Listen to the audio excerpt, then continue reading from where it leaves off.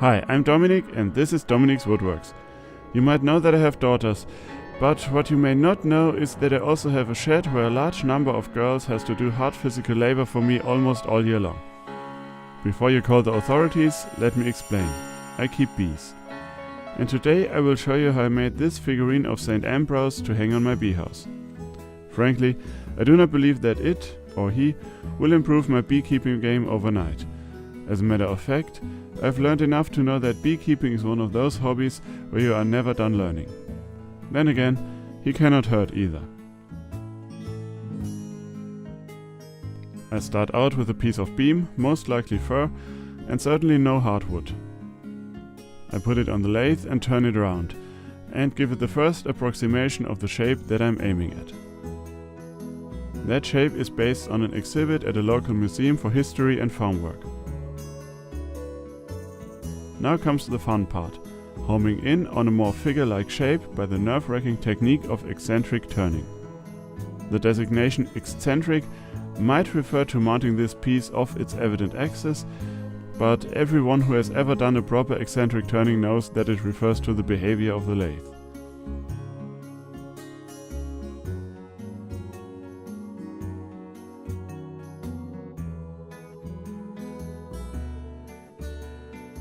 As you can see, it got very eccentric along the way. Also, it would be slightly off the mark to say that the wood turned as smooth as the baby's bottom. At least I have yet to see a baby with a behind that's splintered and rough. To smooth that over and also to refine the shape in places where the lathe cannot boldly go, I use my trusty belt sander in a vise.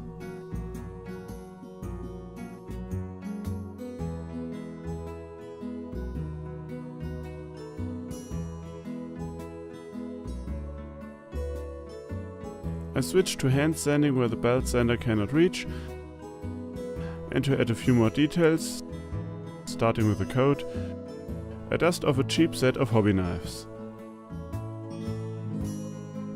Driven by my respect for sharp implements, I make sure to always cut away from my body. Where that is not possible, I at least make sure to apply pressure only with care and my thumb, meaning that if the blade does slip, it can only go as far as my thumb can reach, which is at least something. I also added some facial features and I will attribute the lack thereof to art.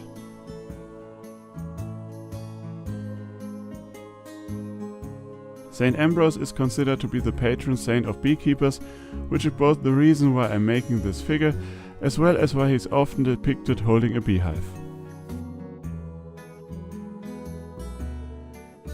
This being the beehive in question, I found it turns much easier without all the eccentricity added.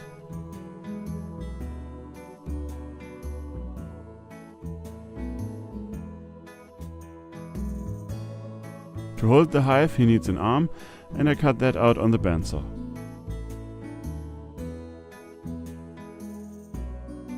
To connect the pieces I'm using wooden dowels and these center finders to make the holes meet.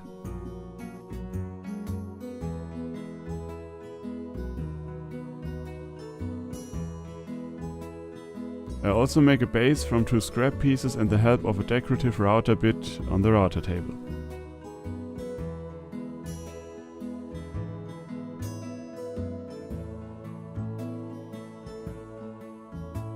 In keeping with the pretense of a slightly more old school philosophy for this build, I decided to use milk paint for this project. It comes as a powder that needs to be mixed with water. Since I had never used it before, I started by using a scale, but quickly realized that you can just as easily go by eye once you know the consistency you need. Ever since I learned about it, I always found the reason why St. Ambrose is considered patron saint of beekeepers a little odd, especially since, at least according to legend, he was not a beekeeper himself. When he was a child and in his crib, a swarm of bees landed on his face. Instead of panicking as most unprepared individuals would do in such an event, Ambrose remained calm and waited, and eventually the bees left, leaving a drop of honey on his lips that would explain why he grew up to be well-spoken and eloquent. Knowing kids, I think it would be more likely that he simply slept through the whole thing.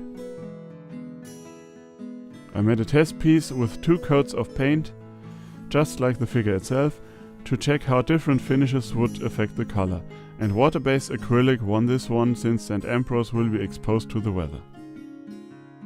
While I had wanted to use beeswax, I did not see a way to apply it in a humane fashion, especially since I read that it would not provide as much in terms of weather protection as the chosen alternative.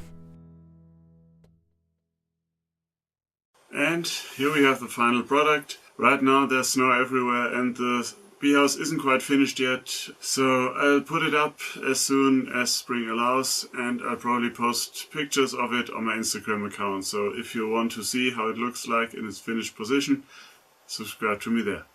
Here's this test piece I made using most all of the colors that I used, and here you can see yellow one, that's the acrylic lacquer, and that's wax. It would have darkened the color considerably, but also, I don't know whether you can tell here, it penetrates the wood, but it doesn't form a protective surface like the lacquer did. Well, we'll see probably in a few years whether the decision was sound, but I like how it looks. And one thing I would have done differently if I were to make it again is to take either a very sharp carving knife, which I don't possess, or a rotary tool, and add small divots here along those sides to make it look a little more hand-carved or carved at all. I hope you enjoyed this video, and I also hope that it inspires you to make something. Thanks for watching, and as always, remember to be inspired.